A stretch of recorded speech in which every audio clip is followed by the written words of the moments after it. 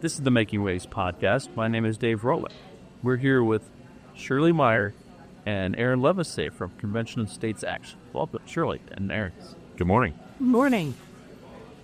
You represent the organization Convention of States Action, correct? Yes, that is correct. Well, this is an organization which is trying to pass a Convention of States legislation in South Dakota. That is correct. Now, there's some other organizations that also promote the Convention of States. Can you tell us what the distinction is? Basically, there used to be, at one time when I first joined Convention of States, there used to be 3 Convention of States organizations. They have gone away, and there's only one now, and that is Convention of States Action, which was started by Mark Meckler and Michael Phelps in 2014. Hey, Aaron, could you tell us how the Convention of States movement started? Yeah. Well, really, the Convention of States movement began as an organized political activity after really the scholarship and research by a now retired law professor, Robert Nadelson. But basically, it was born out of that scholarship of understanding what Article 5 is, which I know you'll ask about. But Mark Meckler in August of 2013, along with Michael Ferris, started Convention of States Action. And that month was really big, so that was they're kind of the successor to the Tea Party movement, if you remember, from 2009 onward. And so then at the same time, and without them knowing, the radio host and author Mark Levine also came out with the Liberty Amendments in that same month, August of 2013. But that's basically when it began, was 11 years ago. Shirley, what is the Convention of States and what is your goal? Our Convention of States is we are a grassroots volunteer organization, and we want to restore our Constitution. Many people don't realize it, but basically we live under 2 constitutions.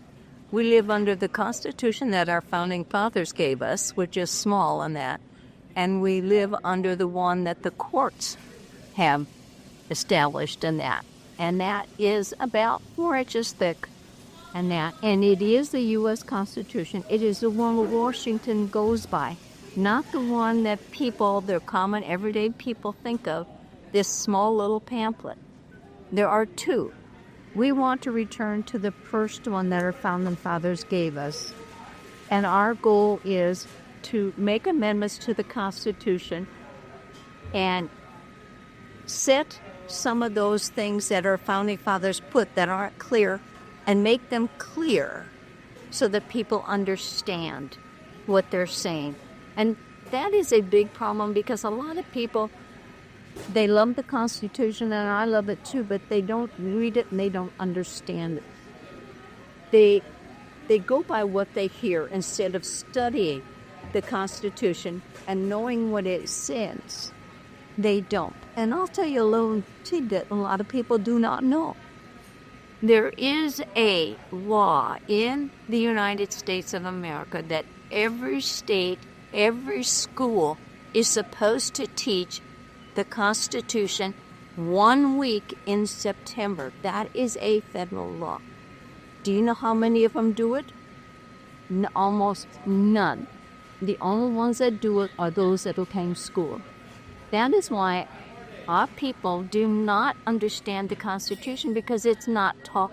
They don't understand it, or if it is taught, they give it about 5 minutes and that's it. And you can't do that in order to understand the Constitution. And many people have never even read the Constitution, any parts of it. And that. So our goal is to bring back what our founding fathers put in place and get rid of this big monster that we have that's about 3 inches thick and go back to that and make it so that the grassroots, the people, understand the Constitution, and they can say, of course, when we say we the people, right now, it's not we the people, even though they say it. A lot of it is hidden behind all these different organizations that are running. And if I could add, too, Dave, what Shirley is saying is so completely true. You know, Article 5 is right smack dab in the middle of the Constitution. The Constitution is the preamble, 7 articles and 27 amendments. Okay. Article 5 is 143 words, and it was completely without contradiction voted on September 15, 1787, by all of the Founding Fathers. Every Federalist and every Anti-Federalist all agreed that the people should be able to amend the Constitution directly, not just Congress. So there's 2 methods if you go and look at it. Now, because we haven't been using it for 150 plus years, that doesn't mean that the Founding Fathers didn't intend us to use it, and if there was ever a time to be using it, it's now. But that's why Convention of States Action exists, because you have to get all the states on board for it to happen. You need 34 states to initiate a direct amending convention, not a constitutional convention, an amending convention. And then even after you would get all the states or all the delegates there, then they would still have to send it to 38 states to ratify any amendments that come out of it. But that's why Convention of States Action exists. One of the criticisms I've heard about Convention of States or Article 5 Convention is that if you form this convention, it would be out of control, that it would go do stuff that we don't like, as conservatives, that this would suddenly become a runaway convention. So what would you say to the critics? Okay, a lot of people don't understand, and I'm going to start with, number one, if you read Article 5 in the Constitution, a convention of states is it's for proposing amendments to this Constitution. You're just proposing them at that time. You are not making an amendment, you're just proposing them. And in order to do anything, there are a lot of checks and balances that have to be done.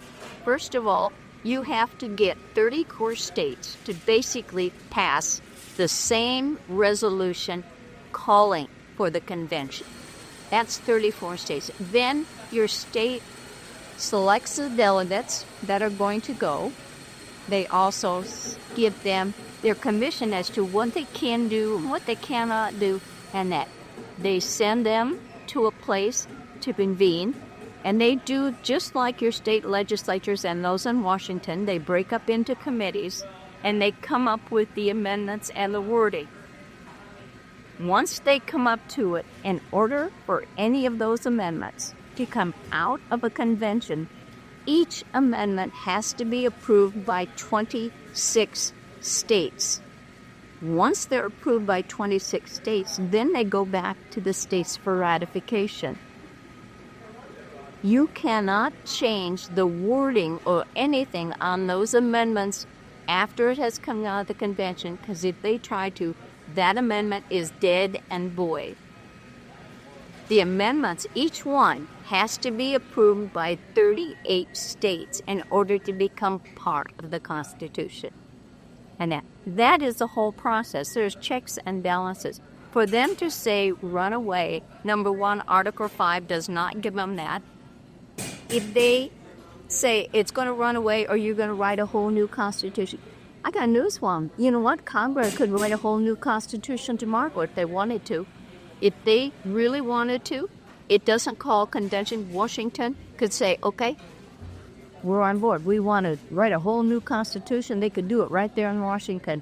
They don't need to call a convention. And they could do that, right? You've been working in this project for some time, almost 10 years? 10 years. Do you have any confidence that it's going to pass in South Dakota? Oh, yes, I do. I think it will. It's there's one thing about this that our founding fathers said. They did not expect it to happen overnight. Even what they did not happen overnight, and it's not going to happen. It's going to take years and that for it to happen. Just like getting rid of slavery took years. Many of them thought they could do it right away. It took years and years. And if you study the history of the different amendments that we had, like the 17th Amendment, do you know that took 90-some years for that to come into being? Whether it's good or not. But a lot of these amendments did not happen overnight, and it takes years and that for them to happen. But I honestly do, and I think this year is a good year for us. I could be wrong, just like I've been wrong before when Has the support for Article 5 for the convention of states increased over the years? I mean, can you tell us how it started? Yes, it did. Here in South Dakota, it started out when I first joined, and the first year I went to the Capitol, and there were two of us there, myself and Dave Snyder, our regional director. And the next year, it got a little better, and it's gradually increased. It has increased greatly. I think it will increase more and more as people get more confident. It is really a letdown for people when you believe in something and you're working hard for it, and you go to peer and you do all the things that they put work in, and you have some legislators who sabotage you and just kind of basically stab you in the back. And that hurts a lot of grassroots. They don't like it, and they don't forget. And I think that's one of the reasons you saw such a big turn in this last election, is because of some of the things that some of them pulled and have pulled don't go over with the grassroots. What happens when this passes? I mean, what does South Dakota have to do? Who selects the delegates to go to this constitutional convention, and how do we pay for it? I mean, it's going to cost money. Some places to get paid for it. Number one, we have, and I'm hoping to bring it this year, but I don't know if we will or not. We are looking at it. I can tell you our resolution has been drafted. We are also drafting a bill and a resolution. The bill would be the crimes and penalties that would happen to the commissioners.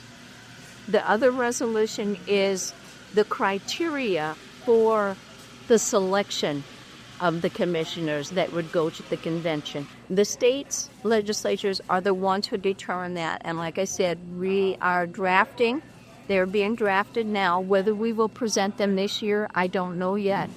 Or we'll present them next year. But the state legislators are the ones who select them. They make the determinations in this. They're the ones who select. It does not have to be a legislator. It does not have to be a lawyer. It can be everyday Joe Blow who they all know and have checked out and approve of. Someone that they trust that would go. What would happen is the states would pay for them when they go. They would probably send 3. 3 is about it. They could send only 2, but they would have to pay their per diem and their lodging and all this for the time at the convention. And so the state legislatures are the ones who do that. Once we pass here in South Dakota, the next step is to look to see, because there are those that would love to rescind the resolution. So we have to be vigilant and make sure that we do not let that happen and that we stay active. And that's one of our things, is we want people to be active, not only for this, but we want to be involved in other things too. Since we are not a past state, our lawyers and those are some of the people that are paid by us, it's our lawyers, they tell us that illegally we cannot back certain bills and that we would like to and stand it because of the legal qualifications behind it. Once we're passed, we can't. And I don't know all the legalities. I'm just go by what our lawyers say. And then we want to be involved in that, and we want to back other legislation that happens in peer. We want to have a voice. No, too much. Yes. Okay. Yeah, we want to have a voice, and so. Aaron, why do we need an Article 5 at all? Well, Dave, the main reason is because the main reason is because we're basically under 2 constitutions right now. The one that we learned about when we were in elementary school, and even then, as Shirlee mentioned, not very well, onward. And then the real one, which is basically the Constitution as sort of the front cover, but really the bulk of it is a bunch of regulations made unconstitutionally by the administrative state in Washington, D.C. for over 100 years, and then completely erroneous and unconstitutional Supreme Court decisions, quite frankly. So Everybody is always saying, we need to bring things back to the states, need to bring things back to the states. Well, that only becomes a thing where you wish something would happen unless you can effectuate it, right?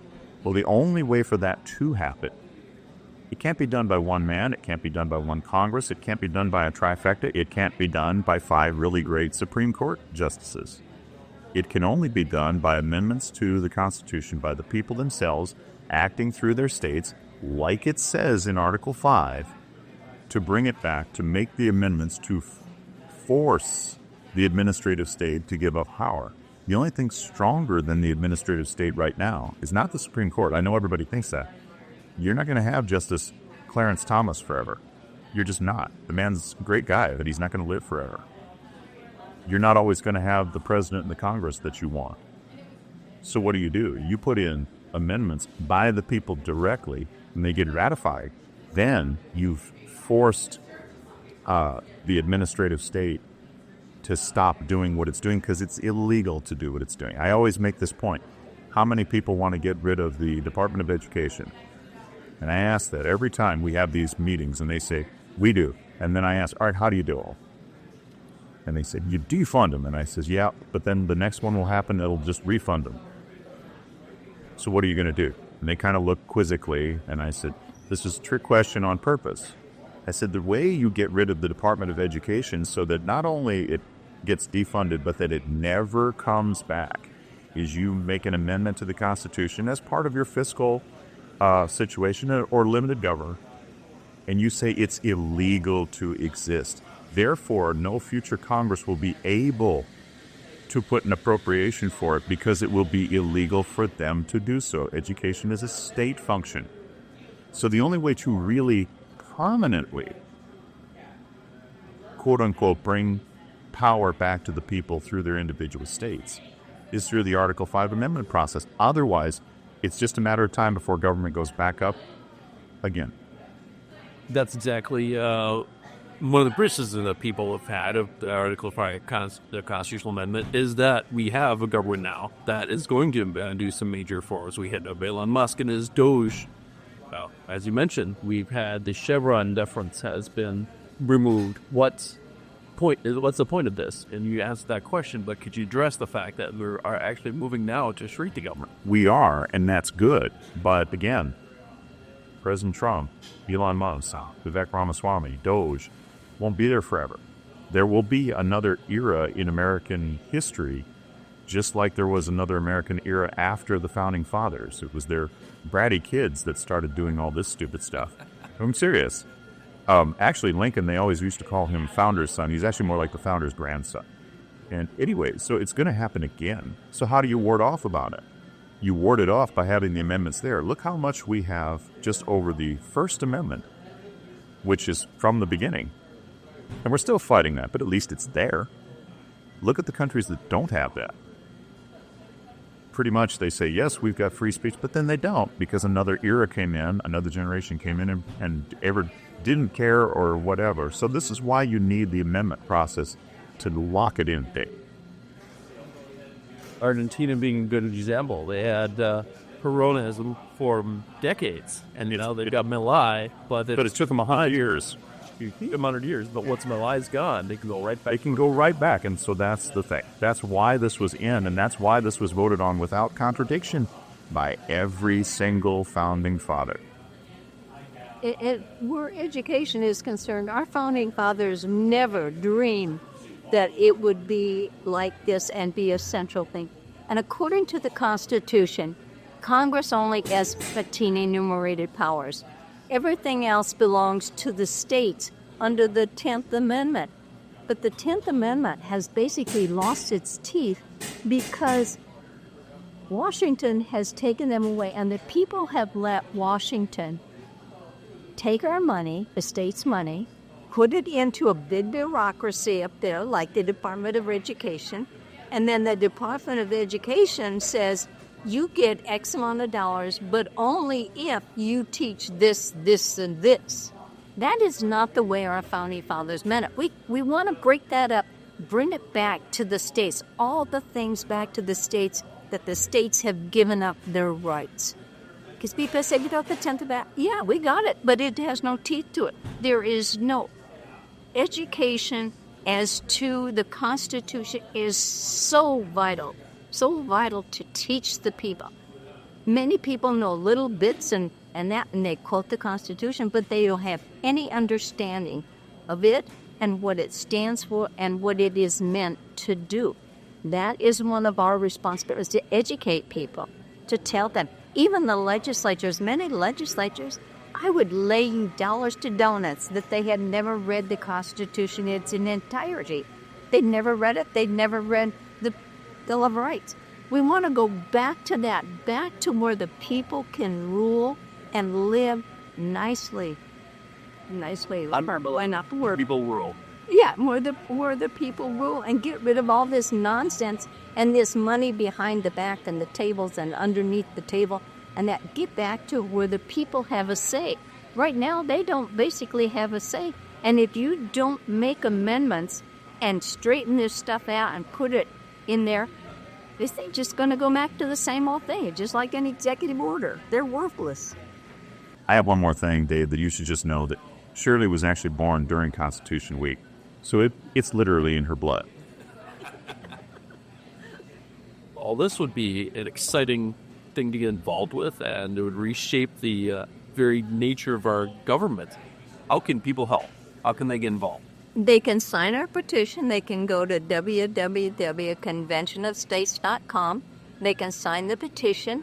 They can get involved, and we do not pay people to get involved.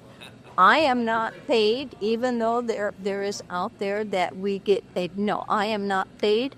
I do this on my own. I supply all my own materials and everything. Convention of States only has about 45 to 50 paid employees. That's our attorneys, our website, and all this necessary stuff. Nationwide. Nationwide. We volunteer our time. It's because I believe in it wholeheartedly.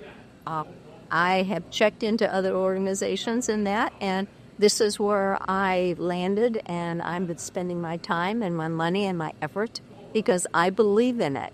And I believe this is the only way that we're going to save this country, because if you leave it to the politicians, they're not going to save it. And I say politicians because that's what we have. A lot of them are politicians. We have very, very few statesmen.